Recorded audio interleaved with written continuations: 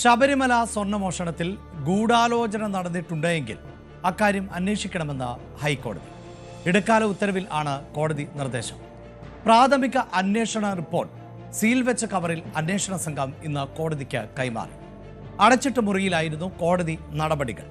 Case November 15 വീണ്ടും പരിഗണിക്കും. അതേസമയം സ്വർണ്ണമോഷണത്തിൽ SIT അന്വേഷണം തുടരുകയാണ്.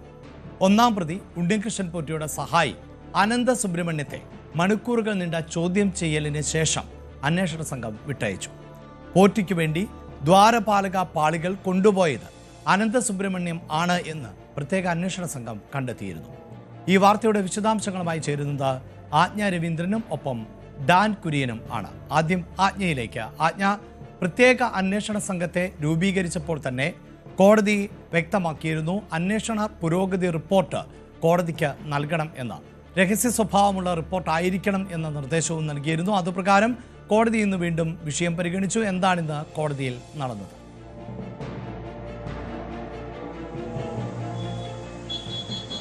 അഭിലാഷ്, ഈ അന്വേഷണ സംഘത്തെ രൂപീകരിക്കുന്ന സമയത്ത് തന്നെ കൃത്യമായിട്ട് 6 ആഴ്ചയ്ക്കുള്ളിൽ അന്വേഷണം പൂർത്തിയാക്കണമെന്നും 2 ആഴ്ച കൂടുമ്പോൾ അന്വേഷണ പുരോഗതി റിപ്പോർട്ട് കോടതിയെ അറിയിക്കണമെന്നുമായിരുന്നു കോടതി നിർദ്ദേശിച്ചിരുന്നത്. അതനുസരിച്ചിട്ടാണ് ഇന്ന് 10 ദിവസമായിട്ടുണ്ട് അന്വേഷണം തുടങ്ങിയ ശേഷം ഇന്ന് അന്വേഷണ പുരോഗതി റിപ്പോർട്ടിന്റെ കോപ്പി, അന്വേഷണ പുരോഗതി റിപ്പോർട്ട് കോടതിയിൽ ഹാജരാക്കുന്ന സാഹചര്യമുണ്ടായി. ഇവിടെ പ്രധാനപ്പെട്ട ഒരു കാര്യം, കോടതി തുടങ്ങിയ ശേഷം അസാധാരണ നടപടികളിലേക്കാണ് പോയത്. അതായത് സർക്കാർ അഭിഭാഷകനെയും ദേവസ്വം അഭിഭാഷകരെയും പുറത്തു നിർത്തിയിട്ടാണ് കോടതി മറ്റു നടപടിക്രമങ്ങൾ തുടങ്ങിയത്. അന്വേഷണ ഉദ്യോഗസ്ഥരോട് ഇതുമായി ബന്ധപ്പെട്ട കാര്യങ്ങൾ ചോദിച്ചറിഞ്ഞു. മറ്റെന്തെല്ലാം കാര്യങ്ങളിൽ കൂടുതൽ അന്വേഷണം വേണം, അതല്ലെങ്കിൽ കൂടുതൽ എന്തെല്ലാം കാര്യങ്ങൾ ഉൾക്കൊള്ളിക്കണം തുടങ്ങിയ കാര്യങ്ങളൊക്കെ കോടതി അന്വേഷണ ഉദ്യോഗസ്ഥനുമായി ഡിസ്കസ് ചെയ്യുന്ന സാഹചര്യമുണ്ട്. ഈ സമയത്തൊക്കെയും അടച്ചിട്ട മുറിയിലായിരുന്നു കോടതിയുടെ പ്രൊസീഡിങ്സ് നടന്നത്.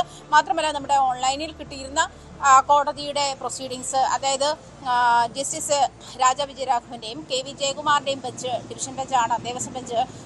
ആ ബെഞ്ചിൽ, അതായത് 7B ആണ് കോർട്ട്. നമുക്ക് കോടതിയിൽ കയറുമ്പോൾ കോടതിയുടെ വിഷ്വൽസ് മാത്രമേ നമുക്ക് കാണാൻ കഴിയുള്ളൂ. ശബ്ദം മ്യൂട്ട് ചെയ്തു തന്നെയാണ്. അതായത് ഒരു തരത്തിലും അതുമായി ബന്ധപ്പെട്ടുള്ള വിവരങ്ങളോ രേഖകളോ പുറത്തു പോകരുത് എന്ന് തന്നെയാണ് കോടതിയുടെ നിർദ്ദേശം. അതുമായി ബന്ധപ്പെട്ട് കോടതി എടുത്ത മറ്റൊരു പ്രധാനപ്പെട്ട നടപടി എന്ന് പറയുന്നത് മറ്റൊരു കേസ് കോടതി രജിസ്റ്റർ ചെയ്തിട്ടുണ്ട്. ഇതുവരെയും അന്വേഷണ സംഘം രജിസ്റ്റർ ചെയ്ത, അല്ലെങ്കിൽ ദേവസ്വം വിജിലൻസിന്റെ അന്വേഷണത്തിന്റെ അടിസ്ഥാനത്തിൽ കേസ് അന്വേഷണ സംഘത്തിന് കൈമാറുകയും ആ റിപ്പോർട്ടിന്റെ അടിസ്ഥാനത്തിൽ അന്വേഷണ സംഘത്തോട് കോടതി നിർദ്ദേശിക്കുന്നത് തിരിമറി നടന്നിട്ടുണ്ട്, അതിൽ ക്രിമിനൽ കേസ് എടുത്ത് അന്വേഷിക്കണം എന്ന് കോടതി നിർദ്ദേശിച്ചിരുന്നു. അതിന്റെ അടിസ്ഥാനത്തിലായിരുന്നു ഇതുവരെയുള്ള നടപടിക്രമങ്ങൾ പോയിരുന്നു. പക്ഷേ ഇന്ന് കോടതി സ്വമേധയാ മറ്റൊരു കേസ് രജിസ്റ്റർ ചെയ്തിരിക്കുകയാണ്. അതിൽ ദേവസ്വം, അതുപോലെ സർക്കാർ വിജിലൻസ് ഇവരെ മാത്രമാണ് കക്ഷി ചേർത്തിരിക്കുന്നത്. ഉണ്ണികൃഷ്ണൻ പോറ്റിയെയും സ്മാർട്ട് ക്രിയേഷൻസിനെയും ഇതിൽ നിന്നും കോടതി ഒഴിവാക്കിയിട്ടുണ്ട്. ഇതിന്റെ പ്രധാനപ്പെട്ട കാര്യം എന്ന് പറയുന്നത് കോടതിയുടെ പ്രൊസീഡിങ്സ് അങ്ങേയറ്റം രഹസ്യ സ്വഭാവമുള്ളതായിരിക്കണമെന്ന് കോടതിക്ക് നിർബന്ധമുണ്ട്. അത് കോടതി മുന്നോട്ട് വെച്ചതുമാണ്. ഈ അതായത് ഉണ്ണികൃഷ്ണൻ പോറ്റിയെയും സ്മാർട്ട് ക്രിയേഷൻസിന്റെ പ്രതിനിധികളെയും ഇതിൽ കക്ഷി ചേർക്കുന്ന ഒരു സാഹചര്യത്തിൽ അവർക്ക് കൂടി കേസിന്റെ പ്രൊസീഡിങ്സിന്റെയും മറ്റു വിവരങ്ങളും അവർക്ക് കൂടി ലഭിക്കാനുള്ള സാഹചര്യമുണ്ട്. ആ സാഹചര്യം കൂടി ഒഴിവാക്കുകയാണ് കോടതി. അത് പഴുതടച്ചു തന്നെയാണ് ഈ കേസുമായി മുന്നോട്ട് കോടതി പോകാൻ തീരുമാനിച്ചിരിക്കുന്നത് എന്നുള്ള കാര്യമാണ് വ്യക്തമാകുന്നത്. എന്തായാലും ഇതുമായി ബന്ധപ്പെട്ട അന്വേഷണ പുരോഗതി റിപ്പോർട്ട് കോടതിയിൽ ഹാജരാക്കുമ്പോൾ കോടതി ഗൂഢാലോചനയ്ക്ക് കൂടി കേസെടുത്ത് അന്വേഷിക്കണം എന്ന് കോടതി, കേസ് രജിസ്റ്റർ ചെയ്യണമെന്ന് കോടതി നിർദ്ദേശിച്ചിട്ടുണ്ട്. എന്തായാലും പ്രധാനപ്പെട്ട പ്രൊസീഡിങ്സ് ഉണ്ടായത് കോടതിയിൽ ഉണ്ണികൃഷ്ണൻ പോറ്റിയുടെ അറസ്റ്റ് രേഖപ്പെടുത്തിയതുമായി ബന്ധപ്പെട്ട കാര്യങ്ങൾ കോടതിയിൽ അന്വേഷണ ഉദ്യോഗസ്ഥൻ ബോധ്യപ്പെടുത്തിയിട്ടുണ്ട് എന്നാണ് മനസ്സിലാക്കാൻ കഴിയുന്നത്. മാത്രമല്ല, ഈ കോടതിയുടെ ഉത്തരവനുസരിച്ച് ദ്വാരപാലക ശില്പത്തിന് മേലുള്ള സ്വർണ്ണപ്പാളി വീണ്ടും ശബരിമലയിൽ പുനഃസ്ഥാപിച്ചിട്ടുണ്ടെന്ന് ദേവസ്വം ബോർഡും കോടതിയെ അറിയിച്ചിട്ടുണ്ട്. ഈ പ്രൊസീഡിങ്സ് ആണ്. ഇത് മാത്രമല്ല, ശബരിമലയിലെ സ്വത്ത് വിവരവുമായി ബന്ധപ്പെട്ട ജസ്റ്റിസ് KT ശങ്കരന്റെ, റിട്ടയർഡ് ജസ്റ്റിസ് KT ശങ്കരന്റെ നേതൃത്വത്തിലുള്ള സംഘം അതിൽ അന്വേഷണം തുടങ്ങിയിട്ടുണ്ട്. അതിന്റെ പുരോഗതി റിപ്പോർട്ടും ഇന്ന് കോടതിയിൽ ഹാജരാക്കിയിട്ടുണ്ട്. എന്തായാലും ഗൂഢാലോചനയിൽ കേസ് എടുത്ത് അന്വേഷിക്കണമെന്ന് കോടതി പറഞ്ഞിട്ടുണ്ട്. ശരിയാണ്. അതായത് ആജ്ഞ, ഈ കേസ് നമുക്കറിയാം, ഈ ശബരിമല വിഷയം കോടതിക്ക് മുന്നിൽ എത്തിയത് മുതൽ കോടതി അതീവ ഗൗരവത്തോടു കൂടിയാണ് വിഷയങ്ങളെല്ലാം തന്നെ നോക്കിക്കണ്ടത്. കോടതി തന്നെയാണ് പ്രത്യേക അന്വേഷണ സംഘത്തിന് രൂപം നൽകുകയും ചെയ്തത്. ഇപ്പോൾ സ്വാഭാവികമായും ഇതിന് പിന്നിൽ നിരവധിയായ ആളുകൾ ഉണ്ടാകും. ഉണ്ണികൃഷ്ണൻ പോറ്റിക്ക് ഒറ്റയ്ക്ക് ഇങ്ങനെ ഒരു തട്ടിപ്പ് നടത്താൻ സാധിക്കുമോ എന്ന സംശയമൊക്കെ പൊതുവായി ഉയർന്നു വരുന്നുണ്ട്. അതുമാത്രമല്ല, ശബരിമല പോലെയുള്ള ഒരു തീർത്ഥാടന കേന്ദ്രത്തിൽ നിന്ന് ഇത്തരത്തിൽ ഒരു വ്യക്തി വിചാരിച്ചാൽ സ്വർണ്ണപ്പാളികളടക്കം മാറ്റുവാൻ സാധിക്കുമോ, അതിൽ തിരിമറി നടത്താൻ സാധിക്കുമോ എന്നതൊരു സാമാന്യ ബുദ്ധിക്കും നിരക്കാത്ത ഒന്നാണ്. ഗൂഢാലോചന നടന്നിട്ടുണ്ട് എങ്കിൽ അക്കാര്യം കൂടി അന്വേഷിക്കണമെന്ന് കോടതി പറയുമ്പോൾ അതിൽ ഉന്നതരായ ആളുകൾ, ദേവസ്വം ബോർഡിൻ്റെ ഉദ്യോഗസ്ഥർ, മറ്റംഗങ്ങൾ അവർക്കൊക്കെയുള്ള പങ്കോ സാധ്യതകളോ ഒക്കെ ബലപ്പെടുന്ന സാഹചര്യം കൂടിയല്ലേ ഉണ്ടാകുന്നത്?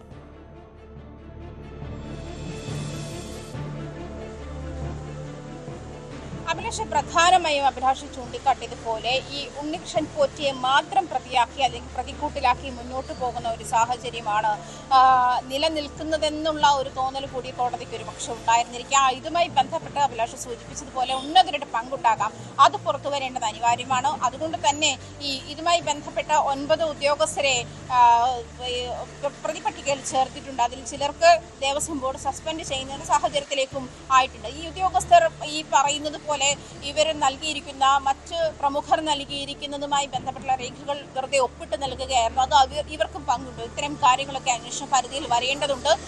അത് മാത്രമല്ല, ഈ മറ്റ് ആരൊക്കെയാണ് ഇതുമായി ബന്ധപ്പെട്ടുള്ള ഉന്നതരാരൊക്കെയാണ് ഈ ഇവരുമായി ബന്ധപ്പെട്ട്, അതായത് സ്പോൺസർഷിപ്പുമായി ബന്ധപ്പെട്ടുള്ള ആളുകൾ, ഈ പ്രത്യേകിച്ച് ഉണ്ണികൃഷ്ണൻ പോറ്റി ഒരു സ്പോൺസറായിരുന്നു, മറ്റു ചില സ്പോൺസർമാരെ ഇത്തരം കാര്യങ്ങൾക്കൊക്കെ ഉപയോഗപ്പെടുത്തുന്ന ഒരു സാഹചര്യം ഉണ്ടായിരുന്നു. അങ്ങനത്തെ സാഹചര്യങ്ങളിൽ കൂടി പരിശോധിക്കേണ്ടതുണ്ട് തുടങ്ങിയ കാര്യങ്ങളൊക്കെ ഒരു പക്ഷേ അന്വേഷണ സംഘത്തിന് മുൻപാകെ കോടതി മുന്നോട്ട് സജഷൻസ് വെച്ചിട്ടുണ്ടാകാം. എന്തായാലും ഏത് കാര്യത്തിൽ കൃത്യമായി അന്വേഷണം വേണമെന്ന് കോടതി അന്വേഷണ സംഘത്തിന് ഡയറക്ഷൻ നൽകിയെന്നാണ് മനസ്സിലാക്കാൻ കഴിയുന്നത്. നവംബർ 15 വീണ്ടും കോടതി ഈ കേസ് ഹർജി പരിഗണിക്കുമ്പോൾ ഈ പറയുന്നത് പോലെ സ്മാർട്ട് ക്രിയേഷൻസും ഉണ്ണികൃഷ്ണൻ പോറ്റിയും അതിൽ പ്രതികളായിരിക്കില്ല, ഇവരെ കക്ഷികളായിരിക്കില്ല, അവരെ ഒഴിവാക്കിയിരിക്കുന്ന സാഹചര്യം ഇതാണ്. അന്വേഷണ പുരോഗതി ഏത് തരത്തിലാണ് അതിൻ്റെ ഒരു കോപ്പി ഈ കക്ഷികളായിട്ടുള്ള കേസിൽ ഹർജിയിൽ കക്ഷികളായിട്ടുള്ള ആളുകൾക്കൊക്കെ കോടതി പ്രൊസീഡിങ്സ് അനുസരിച്ച് ലഭിക്കേണ്ടതാണ്.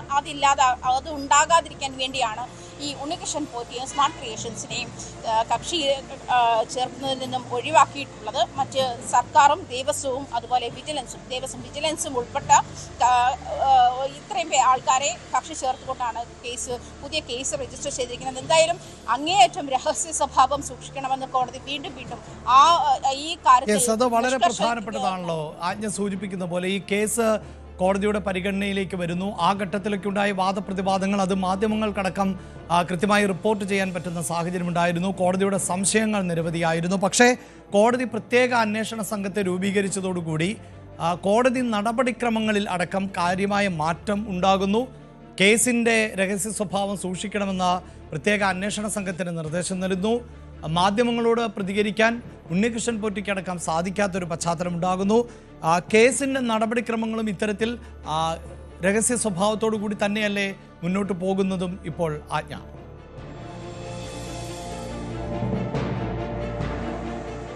തീർച്ചയായിട്ടും അഭിലാഷ്, അത് ഞാൻ നേരത്തെ തന്നെ സൂചിപ്പിച്ചിരുന്നല്ലോ. കോടതി മുറി, അടച്ചിട്ട കോടതി മുറിയിലാണ് ഈ പ്രൊസീഡിങ്സ് നടന്നത്. മാത്രമല്ല, നമുക്ക് ഹൈക്കോടതിയുടെ ഈ കൺസോൾ എന്ന് പറയുന്ന ആപ്ലിക്കേഷൻ വഴിയാണ് സാധാരണയായിട്ട് നമ്മൾ ഓൺലൈൻ കോടതിയിൽ ജോയിൻ ചെയ്യുക. നമുക്ക് കോടതിയിൽ ജോയിൻ ചെയ്യാൻ കഴിയും. 7B എന്ന് പറയുന്ന കോടതിയാണ് ദേവസ്വം ബെഞ്ച്, അതായത് ജസ്റ്റിസ് രാജാ വിജയരാഘവന്റെയും ജസ്റ്റിസ് KV ജയകുമാറിന്റെയും ബെഞ്ചാണ് ഈ ദേവസ്വം ബെഞ്ച്. ആ ബെഞ്ച് 7B എന്ന് പറയുന്ന കോർട്ടാണ്. അതിൽ നമുക്ക് വിഷ്വൽസ് മാത്രമേ കാണാൻ കഴിയുമായിരുന്നുള്ളൂ. അതേസമയം അത് ശബ്ദം മ്യൂട്ട് ചെയ്തിട്ട് തന്നെയാണ് അതിൻ്റെ പ്രൊസീഡിങ്സ് നടന്നത്. അതുമായി ബന്ധപ്പെട്ടുള്ള ഒരു കാര്യങ്ങളും പുറത്തു പോകരുത് എന്നുള്ള കാര്യത്തിൽ കോടതിക്ക് നിർബന്ധമുണ്ടായിരുന്നു. മാത്രമല്ല, സീല് വെച്ച് കവറിൽ തന്നെയാണ് ഈ അന്വേഷണ പുരോഗതി റിപ്പോർട്ട് SIT ഉദ്യോഗസ്ഥൻ കോടതിയിൽ ഹാജരാക്കിയിട്ടുണ്ട് എന്നത്.